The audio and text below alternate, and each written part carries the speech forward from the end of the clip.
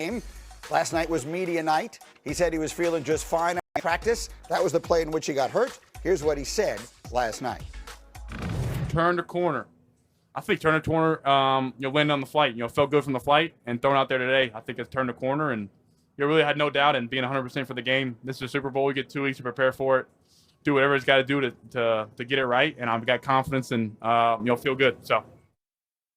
Yeah. I like that he there we throws go. It in. A little. He got feeling pretty good in there. Well, I asked you this morning. He going to be okay? What'd you tell me? Better medicine equals better football, baby. My man will be out there and ready to roll. It's going to have to be something during the game that keeps Super Bowl, baby. Super Bowl.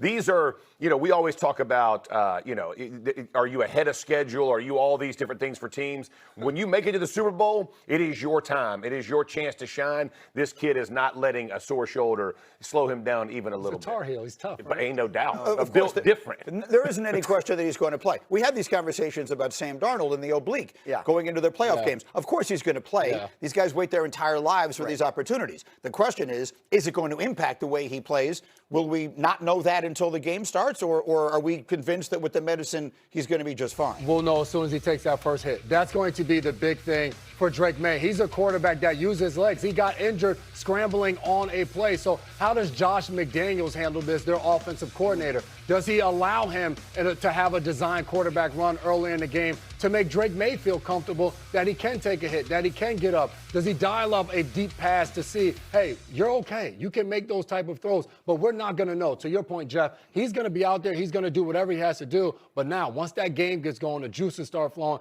and you get hit. DeMarcus Lawrence is coming off that edge, and he hits you. Or Leonard Williams coming in your face. Now, how do you take those hits and get up? I don't know if there's anything that tells you how young a guy is other than, he felt better after a flight. I never feel better after a flight. But look, he's 2 weeks between the AFC Championship game and the Super Bowl is huge because he was limited in practice last week, and obviously there's something going on there. Now, what happens this week? Does he take limited reps? Does he take all the reps in practice? Does he still feel good this morning? After, last night, because sometimes obviously that could be an issue, right? So we'll keep an eye on it, but obviously that's an extremely encouraging update from Drake Maye, who does not seem at all bothered by anything right now. The reality is, he has been bothered, however, by playing great defenses. I was making a comment this morning in our meeting, and he's had a magnificent season. He may very well, in 2 days, be named the MVP of the year, of the league. But if you had just watched the playoff games, again, against the Chargers, very good. Houston, very good. Excellent. Denver, all great defenses. Excellent. And the second half of the Denver game might as well not even count. Yeah, for real. But you would say to yourself, wow, this was the MVP? Like, he hasn't looked that way. Right. Do we expect it to look like that against a Seattle defense that might be the best of all of them? Well, I think that you'd be remiss if you didn't say part of why he looks that way is because he gets hit all the time. I mean, he's been sacked 15 times in the playoffs.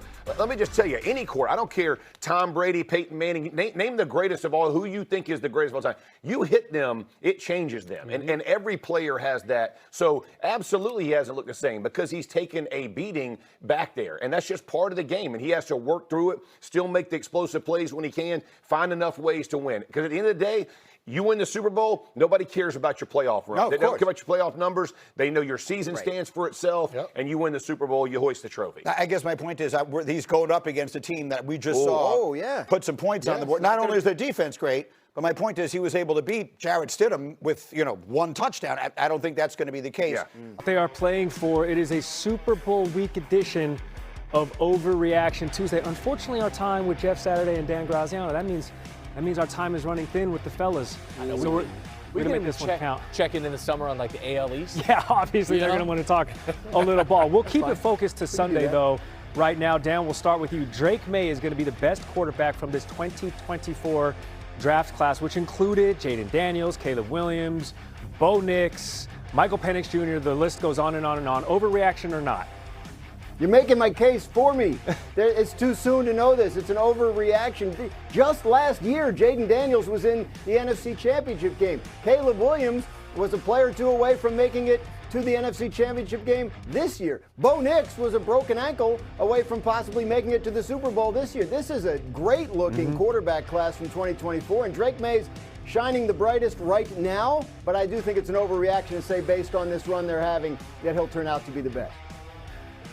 Yeah, I'm going to say this is not an overreaction. I feel like this was a setup of a question, which I totally respect. And I'll bite. Listen, I know we're trying to pay for private jets out here, so I'm going to put this in there. Not an overreaction. Drake Maye, absolute baller from North Carolina. He's a Tar Heel, so I'm backing him all the way. If he wins the MVP this year and potentially the Super Bowl, oh my goodness. He's got at least a year or two cushion till anybody catches him. Come on, Dan. Put him up in there, baby. Let's go.